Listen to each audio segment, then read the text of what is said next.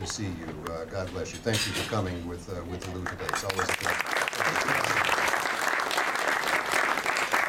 We're starting with Mr. Lou Rome. I have had the pleasure of knowing him for about 22 years. Early on in our relationship, I knew him as the chair of the Board of Trustees at the University of Connecticut, a candidate for governor on the Republican ticket, yet the Democrats liked him just as enthusiastically as the Republicans did. I had no idea of Lou's significant role in the development of this company until I read all of the minutes, because Lou wouldn't tell me. He just wouldn't speak of it. Even several months ago, when we approached him to seek his permission for us to salute him today, he said, "Why, Jerry, I didn't do that much. Why do you want to salute me?" It reminded me, we've all heard these stories from the World War II veterans who stormed the beaches of Normandy. They simply won't talk about it. They say, "I only did what any other person would have done." Well, while I appreciate that type of modesty, usually it just isn't true. Lou Rome fought and succeeded in convincing the state of Connecticut to provide funding for this young and emerging entity called Connecticut Public Television.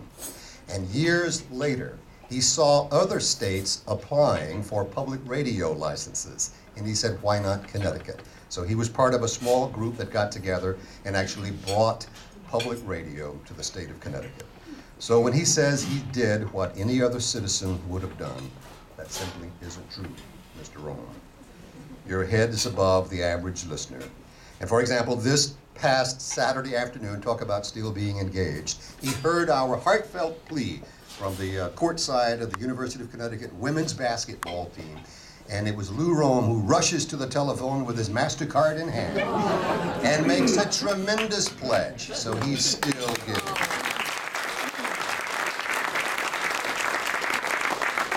So ladies and gentlemen, I present Mr.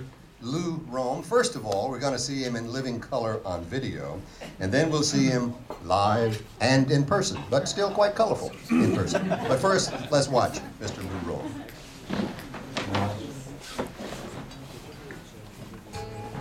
The Connecticut Public Broadcasting Network is proud to honor Louis Rome as one of its founders. As a mayor, I was on the board for a bit, and then I became a leader in the state senate, became a majority leader, and had the opportunity to engage my colleagues in getting the first major funding from the state of Connecticut for public television. And I thought that was extraordinarily for what we were trying to accomplish, which was to get people to get the news and the events of the day and culture, as well as education, from a station that is not a for-profit station. UConn women's basketball is and was very important to me. And there was a legislator from Enfield who was very, very upset that his wife, who had a disability, and he couldn't get to all of the games and wondered, is there any way of having it on television? I got Jerry Franklin together with our athletic director, who was reluctant at the time, and Jerry persuaded him that this was a perfect fit, and it's been a little bit better than a perfect fit. UConn women's basketball, which took off from that point on to be the most extraordinary athletic group, male or female, that the state has ever produced. I remember Paul Taft, then the president, at a meeting, and someone asked, I guess the someone being me, why don't we have public radio? And we had a discussion, and I said, we have to have public radio. And he proceeded to put together a team to make a presentation to the board, and we have public radio, and that's how I got here this morning, listening to public radio. Public broadcasting is essential in a community. It's my privilege to have been involved with public television and public radio.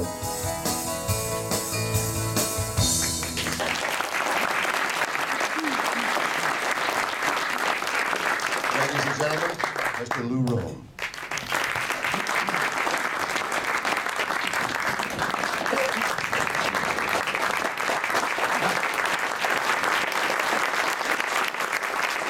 We're using up our 2 minutes.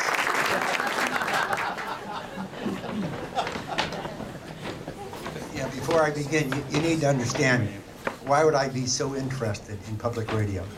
Well, I was a candidate for higher office, and I realized immediately that I would always look better on radio.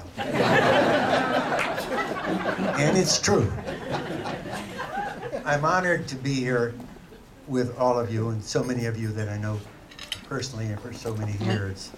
And specifically, I'm honored to be sharing today's day with Larry and Laura Lee, who have been heroes of mine, but heroes of public television for many, many years. This is an extraordinary event, not because of who you're honoring or what you're honoring, but that it can be in this facility. You need to know its origins at Trinity College, and you need to know how little support there was in the community for an educational station to preserve the integrity of broadcasting in the state of Connecticut. And I think they've done, thanks to Jerry and his predecessors, an incredible job, and I'd like to thank him personally for everything he does for public TV. You know, I spent a lot of nights out, or don't, I used to, I don't anymore, and I would be traveling 6, 7 nights a week and go home about 10:30, 11 o'clock at night, and I always wanted to call home and say hi to my wife. And I used to, I found the Phantom of the Opera tape, put it in my car radio. Used to, at 10:30 or 11, dial up my home, play the record, which I had found a spot for, and in the record, the spot you'll hear in a minute was all about what I felt and do feel for my wonderful wife. So if they will just play the sound that I want you to hear. Christine, I love you.